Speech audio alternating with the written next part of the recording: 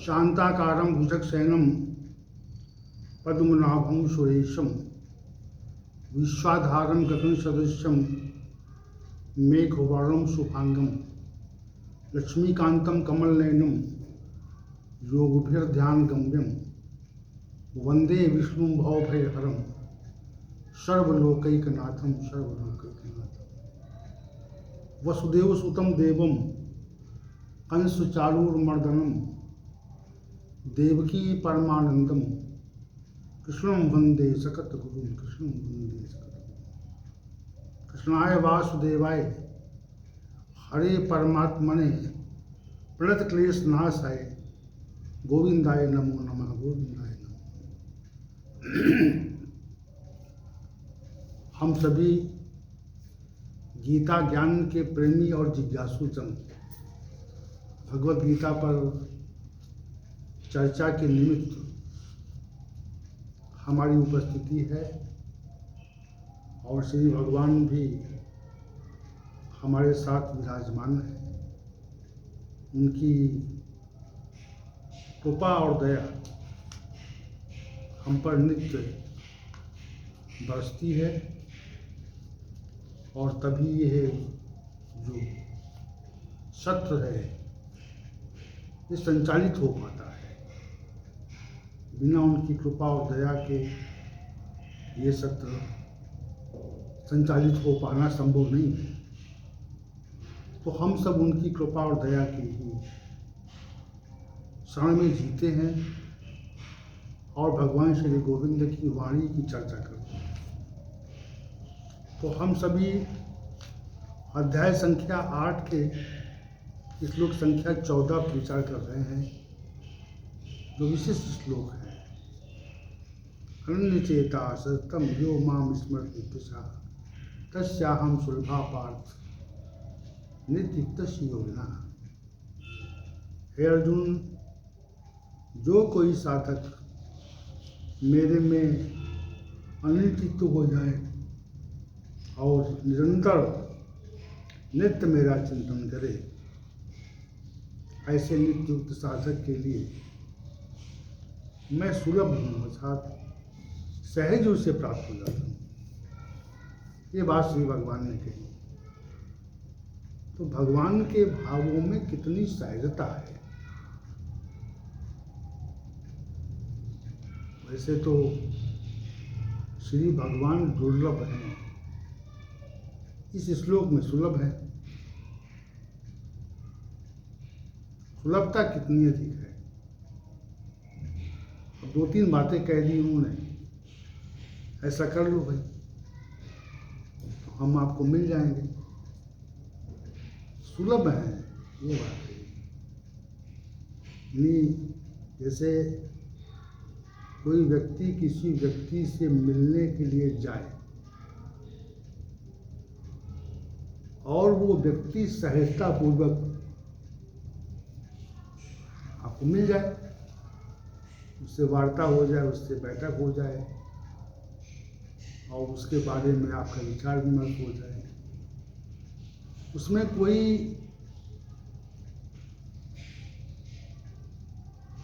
ऐसा ही ना हो, कोई औपचारिकता न हो कि भाई नहीं मिल पाए। जैसे विशेष लोगों को मिलने में एक औपचारिकता होती है, एक प्रक्रिया है, और बिना प्रक्रिया का पालन किए हुए विशेष लोगों से मिलना संसार में दुर्लभ होता है। समझिए इस बात को। कोई विशेष पद पर कोई विशेष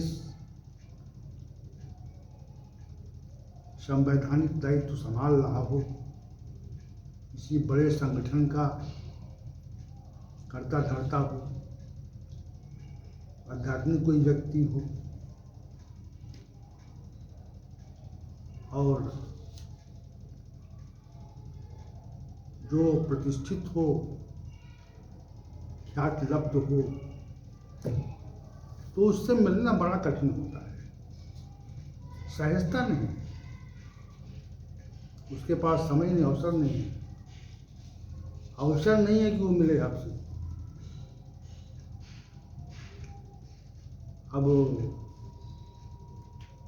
इसका अभिप्राय है वो सुलभ नहीं होता, सहज मिलता नहीं। बहुत से महानुभाव जो विशेष पद पर आसीन होते हैं, उनसे मिलने के लिए आपको एक लंबा अंतराल की प्रतीक्षा करनी पड़ती है।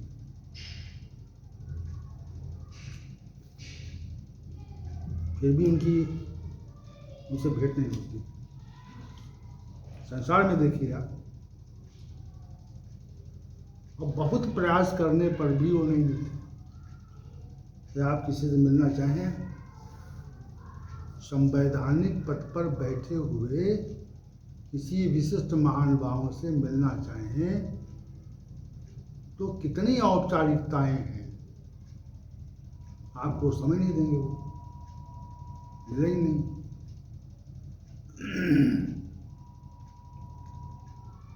इस संसार में देखिए आप, कई महानुभावों से मिलने मैं भी गया, अब वो नहीं मिले। उन तक हमारा संदेश भी नहीं पहुंचा, और पत्राचार कीजिए तो आपको उत्तर नहीं देंगे। वो इतने दुर्लभ हैं। सुलभ और दुर्लभ दो ही बातें तो हैं। किसी व्यक्ति से सामान्य रूप से आप मिल लें तो ये मानिए कि वो सुलभ है भाई, सामान्य व्यक्ति सुलभ है, और जो विशेष व्यक्ति हैं वो दुर्लभ है, तो मिलना कठिन है। अब जो अब श्री भगवान की ओर देखिए आप, कि इस संसार में जितने भी विशिष्ट लोग हैं, उनसे मिलना कठिन है, ये सुलभ नहीं है। पर श्री भगवान यहाँ दूसरी बात कह रहे हैं कि मैं सुलभ हूं। इस ब्रह्मांड के स्वामित्व का अस्तित्व रखने वाली सत्ता सुलभ है। सोचिएगा, विचार कीजिए, इस संसार का, इस विश्व का के स्वामी पने के अस्तित्व वाली सत्ता सुलभ है। और एक ही श्लोक में सब बातें बता दी। ये सामान्य श्लोक नहीं है। श्लोक जो श्री भगवान ने कहा है, श्लोक संख्या 14, ये कोई सामान्य श्लोक नहीं है। इस पर बहुत गहनता से विचार करने योग्य है। जिसे आप कहें, कोई व्यक्ति कहे कि सोना चांदी हीरा मोती अमुक स्थान पर पड़े रहते हैं, कोई उसको छूता ही नहीं, कोई उनकी ओर देखने वाला नहीं है।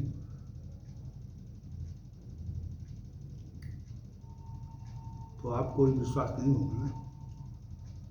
कोई व्यक्ति उनको देखने वाला नहीं, कुछ छूने वाला नहीं, कोई उनको लेना ही नहीं चाहता।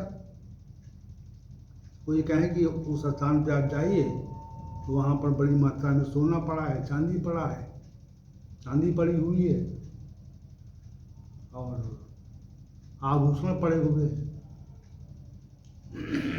और अनेक प्रकार के हीरे पड़े हुए हैं, और कोई उनको लेता नहीं। आपको आश्चर्य होगा, भाई इतनी मूल्यवान वस्तुएं वहां पर पड़ी हुई हैं और उनको कोई ग्रहण नहीं करता, तो क्या होगा आपको आश्चर्य तो होगा ना। आश्चर्य होगा। तो आप इसको,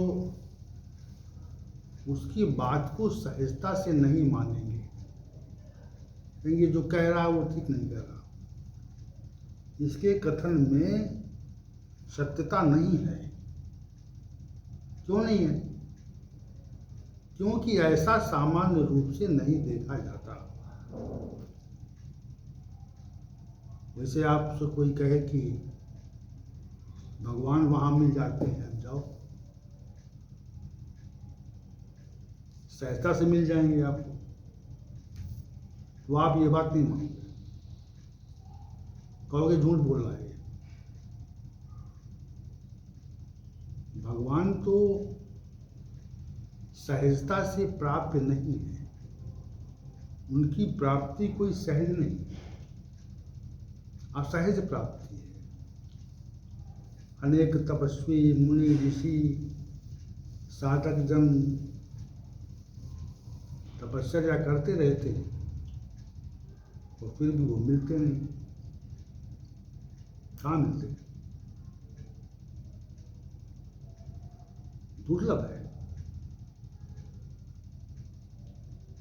अनेक लोग हिमालय की गोद में, कंदराओं में भभूत रमाए हुए, अनेक प्रकार के योग का आश्रय लेकर के श्री भगवान को खोजते रहते, अब वो नहीं मिलते। तो उनकी दुर्लभता है।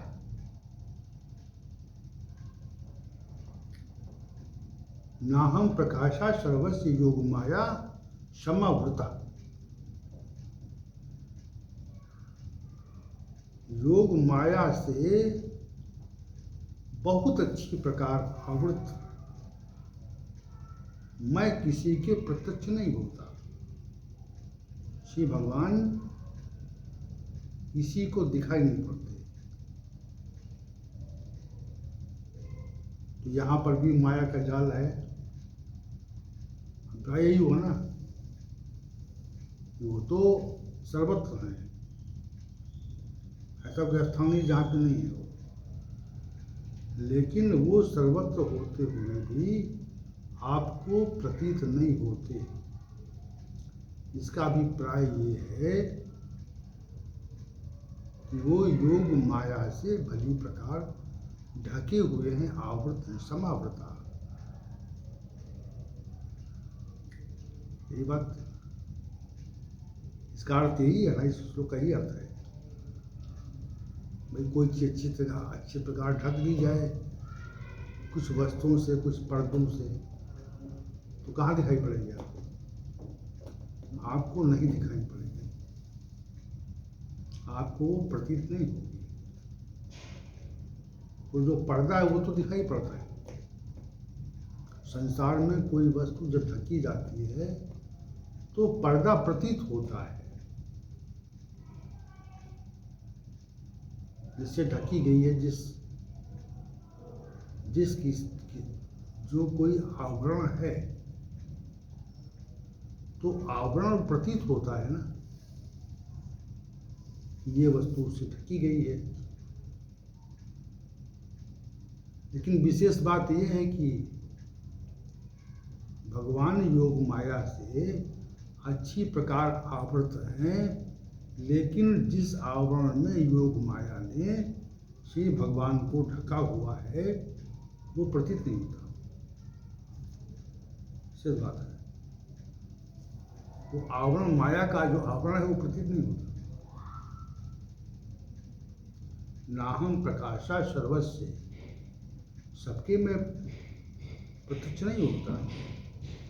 सब कोई मुझको नहीं देख पाते, ये सहज भाव है।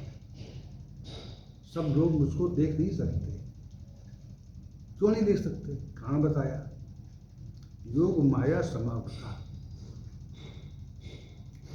क्योंकि मैं योग माया के आवरण से भली प्रकार ढका हुआ हूँ, और योग माया के आवरणों को तोड़ पाना सामान्यता संभव नहीं है, ये श्री भगवान ने कहा। अब यहाँ दूसरी बात कह रहे हो कि भाई मैं सुलभ हूँ, तो क्या योग माया का आवरण समाप्त हो जाता है क्या? योग माया का जो आवरण है क्या वो टूट जाता है? जो 14 श्लोक है, श्लोक संख्या 14, इसमें विशेष बात यही कही गई ना कि मैं सुलभ हूं।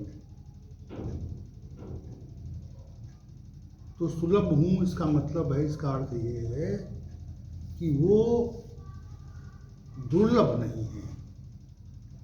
इसका अभिप्राय ये दुर्लभ नहीं है। भाई कोई चीज सुलभ है, अगर हवा सुलभ है, जल सुलभ है, आकाश सुलभ है, वायु सुलभ है, और आपका आधार देने वाली पृथ्वी सुलभ है, सूर्य और चंद्र का प्रकाश सुलभ है, सबको भोजन सुलभ है सामान्य रूप से। तो आपको जब सच हर चीज सुलभ है, तो वैसी सुलभता परमात्मा के बारे में तो नहीं। परमात्मा सुलभ नहीं, दुर्लभ है। परमात्मा की सुलभता वैसी नहीं है जैसी कि अन्य सांसारिक वस्तुओं की है। इसलिए उसको हम सभी दुर्लभ मानते हैं।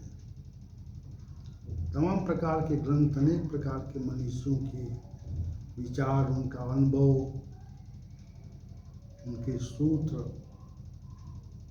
वो सब परमात्मा को सुलभ बनाने के लिए ही रचे गए, कहे गए। बहुत कुछ कहा गया, जैसी जिसकी जहाँ तक पहुँच रही, तो वहाँ तक मनुष्यों ने इस विषय पर काफी मंथन किया, विचार किया, और सैकड़ों हजारों असंख्य ग्रंथ लिखे गए परमात्मा की सुलभता के लिए कि वो सुलभ हो। प्रक्रिया बताई गई, साधन बताया गया, अनेक प्रकार के योगों का वर्णन किया गया। भक्ति योग, ज्ञान योग, कर्म योग, ध्यान योग, हठ योग, राजयोग, तमाम प्रकार के योगों का निरूपण अनेक मनुष्यों ने किया, और श्री भगवान ने भी किया। उद्देश्य क्या उसका? उद्देश्य एक ही कि परमात्मा सुलभ हो। परंतु परमात्मा फिर भी दुर्लभ है। परमात्मा फिर भी दुर्लभ है। उसकी सुलभता इतनी शीघ्रता से नहीं, हमको प्रतीत नहीं होता वो। लेकिन यहाँ पर जो श्री भगवान ने कहा कि मैं सुलभ हूँ, अहम सुलभा की बात हो रही केवल। अहम सुलभा जो पद हैं उन पे बात हो रही है। भूता नाम ईश्वर आभीषण, समस्त भूत प्राणियों का मैं ईश्वर हूँ, और वो ईश्वर सुलभ है। तो सुलभ है, कैसे सुलभ है, इस बात का निरूपण इस श्लोक में किया गया और सह साधन दिया गया। अब करना न करना हमारा विषय है, हमारी साधना का विषय है। हम करना चाहेंगे तो सुलभ हो जाएगा, ना करना चाहेंगे तो सुलभ नहीं होगा। इतनी सी बात है। करना चाहते हैं आप तो सुलभ हो जाएगा, और जैसा कहा गया वैसा नहीं करते आप तो वो दुर्लभ रहेगा।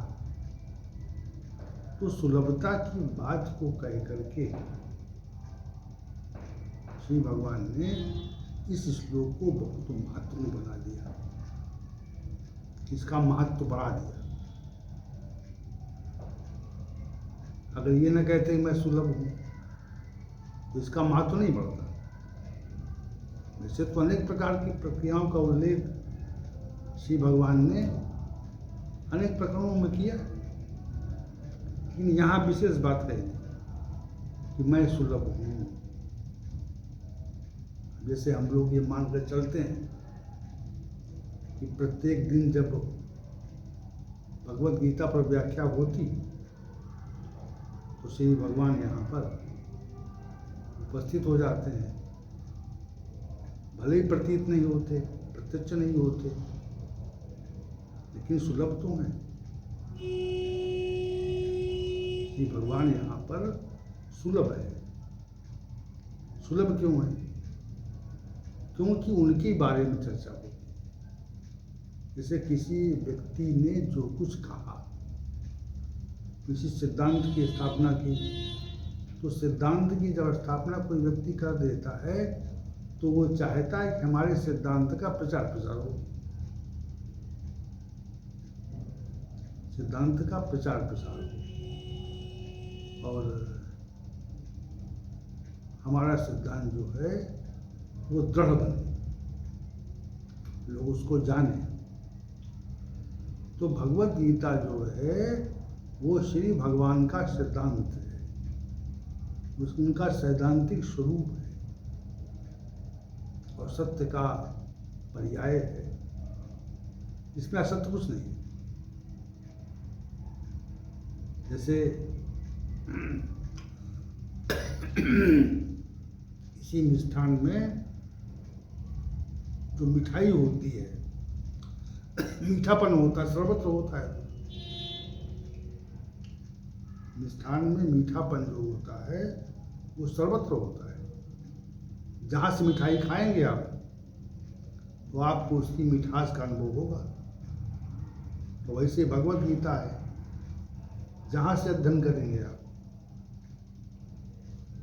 तो वहाँ से ज्ञान का प्रादुर्भाव होगा, ज्ञान वहीं से मिल जाएगा। सर्वत्र ज्ञान है। ऐसा कोई प्रसंग नहीं है, जैसा कोई प्रकरण नहीं है जिसमें ज्ञान को न भरा गया हो। वो किसी भगवान की वाणी है तो ज्ञान भरा हुआ है। अब यहाँ का जो विषय है उस विषय को विलक्षण कर दिया श्री भगवान ने, मैं सुलभ हूँ। जैसे कोई विशेष व्यक्ति है और उससे वो न मिले आपको, और पर किसी समारोह में मिल जाए, तो समारोह में मिलने पर आप उससे शिकायत करो कि भाई मैंने मिलने का प्रयास किया लेकिन आप नहीं मिले, बहुत प्रयास किया। तो वो कहे कि मैं तो सुलभ हूँ,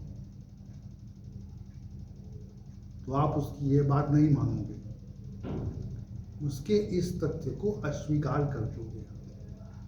क्यों कर दोगे? क्योंकि प्रयास करने पर भी वो सुलभ नहीं हो सका, आपको नहीं मिल सका, इसलिए उसकी बात नहीं मानोगे। वैसे ही इस श्लोक में जो कहा श्री भगवान ने, अहम सुलभा, मैं सुलभ हूँ, सहज रूप से सबको मिल जाता हूँ। तो वैसे जो कहा तो उसको सामान्य रूप से हमको मानने में कठिनाई होती। क्या कह रहे हैं आप? भगवान सुलभ है, कहाँ सुलभ है? तो फिर एक आपके मन में विलक्षण बात होती है, उत्पन्न होती है, कैसे सुलभ कैसे है? सुलभ तो नहीं। हम तो जीवन बिता दिया पूजा पाठ करते हुए, और सुलभ क्या, वो हमको प्रतीत नहीं होता, उनका आभास ही नहीं होता। बहुत से लोग कहते हैं हमने बहुत पूजा उपासना की लेकिन परमात्मा ने हमारी तरफ कोई दृष्टि नहीं डाली, कोई हमको कोई रिस्पांस नहीं दिया। नई भाषा में कहें इसको तो हमें कोई भी प्रतीति हुई नहीं। तो ये दुर्लभ है, दुर्लभता है, ये दुर्लभ है वो। लेकिन वो यहाँ कह रहे सुलभ हूँ। तो अगर यदि उन्होंने कहा है कि मैं सुलभ हूँ, तो इससे पहले समग्र श्लोक पर के भावों पर हमको निश्चित रूप से सम्यक प्रकार से विचार करना चाहिए। कोई विकल्प नहीं है कि हम विचार न करें, विचार करना पड़ेगा हमें। करना इसलिए पड़ेगा कि वो उन्होंने एक ऐसी विशेष बात कही थी कि मैं सुलभ हूँ भाई, मैं मिल जाता हूँ, आप पुकारो तो हमको। अब तो क्या शर्तें क्या क्या उन्होंने दी। अब भाई कहा कि आप कोई व्यक्ति कहे कि हम उस स्थान पे रहते हैं और सुलभ हैं, जब आप आओगे तो हम मिल जाएंगे आपसे, और फिर आप जाओ और फिर वो ना मिले, प्रयास से ना मिले, वहाँ तक आपकी पहुँचे न बन पाए, तो फिर उसकी सुलभता का आभास नहीं होता, उसकी दुर्लभता का आभास होता है कि दुर्लभ आदमी है यार, कहाँ इसके चक्कर में पड़ो, मिलता है नहीं, कितना प्रयास करो नहीं मिलता, वो निकल जाता सुबह। तो दुर्लभ है। ये बात श्री भगवान ने जो कही है कि मैं सुलभ हूँ, तो इसमें जिन तथ्यों का निरूपण किया गया है उन पर बहुत ही विचार की आवश्यकता है, उन पर विशेष रूप से दृष्टि डालने की आवश्यकता है। अगर दृष्टि आपने डाल दी तो फिर आपको सफलता मिलेगी। श्री भगवान का जो आश्वासन है उस पर आपको सफलता मिलेगी, ये बात हम कहना चाहते हैं यहाँ पर।